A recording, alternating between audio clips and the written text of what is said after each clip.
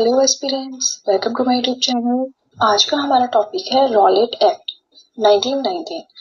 इससे previous video में हमने पढ़ा था ऑगस्ट डिक्लेरेशन या आप कह लीजिए मोंटेगो स्टेटमेंट जो कि 1917 में आई थी।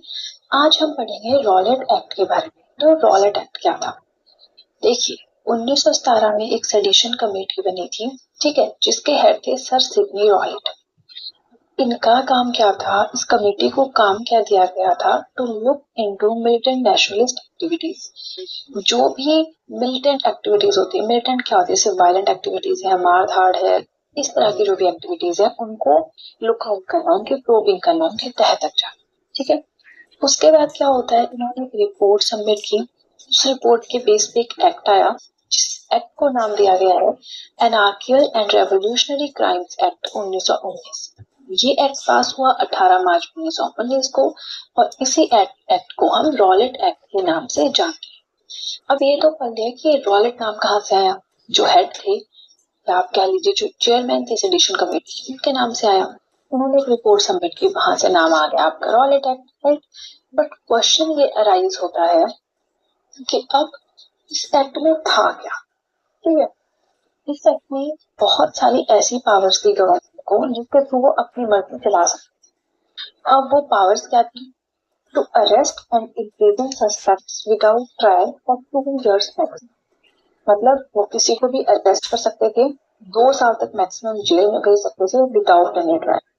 ट्रायल क्या होता है कि बिना किसी सुनवाई के, बिना कोर्ट में गए, बिना वकील से मिले किसी को भी अरेस्ट कर लिया और उसे 2 साल जेल में डाल। एक्ट ने ये पावर्स दे दी गवर्नमेंट को। अब आप बताइए क्या ये सही है? Obviously not. तो उस टाइम में थ्रो हुआ होगा इसके अगेंस्ट, क्या ऑब्वियसली हुआ होगा। बट उससे पहले हम ये पढ़ेंगे कि इस एक्ट को किसी और नाम से भी जाना जाता है। किस नाम से जाना जाता है? ब्लैक एक्ट के नाम से। अब ब्लैक एक्ट किसने कहा? रॉलेट एक्ट को महात्मा गांधी जी ने कहा था। प्लस इसकी एक डिस्क्रिप्शन भी काफी ज्यादा फेमस हुई थी, नो दलील, नो वकील, नो अपील, ठीक है। इंग्लिश में बात करें तो no pleas, no lawyer, no appeal, ठीक है। इससे क्या होता है? It caused a wave of anger in all the sections.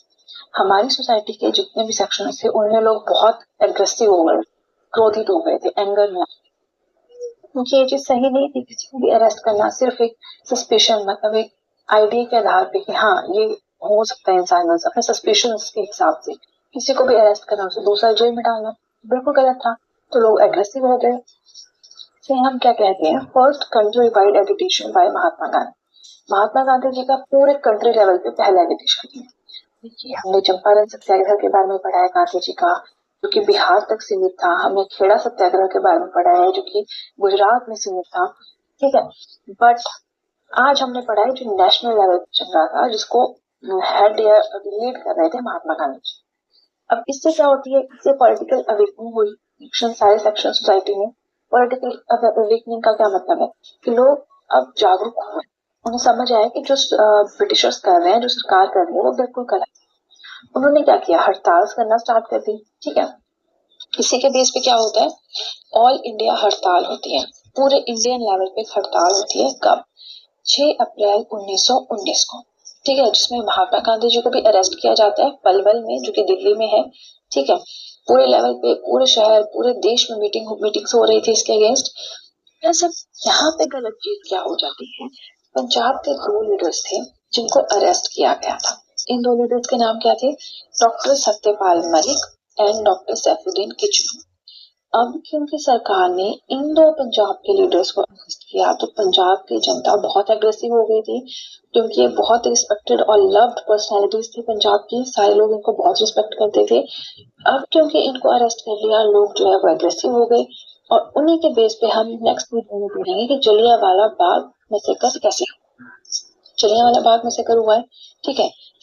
तो वो कैसे हुआ, उसका बेस आपको यहाँ पे मिलेगा, ठीक है। तो आज हमने क्या पढ़ा? आज हमने पढ़ा रॉलेट एक्ट के बारे में। तो मुझे आप कमेंट सेक्शन में जल्दी से बताएं कि आपको वीडियो कैसी लगी। और अगर आपको वीडियो अच्छी लगी, आपको पता है क्या करना है, जल्दी से कर दीजिए मेरे चैनल को सब्सक्राइब, सो दैट मैं जब भी वीडियो अपलोड करूँ आप तक एकदम से नोटिफिकेशन पहुंच जाए। वीडियो को लाइक करें, वीडियो का लिंक शेयर करें अपने फ्रेंड्स के साथ।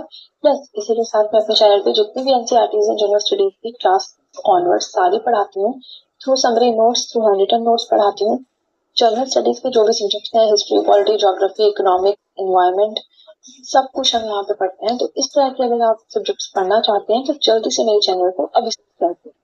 तो आज के लिए सिर्फ इतना ही। अब हम मिलेंगे नेक्स्ट वीडियो में जिसमें हम पढ़ेंगे जुबिया वाला बाग।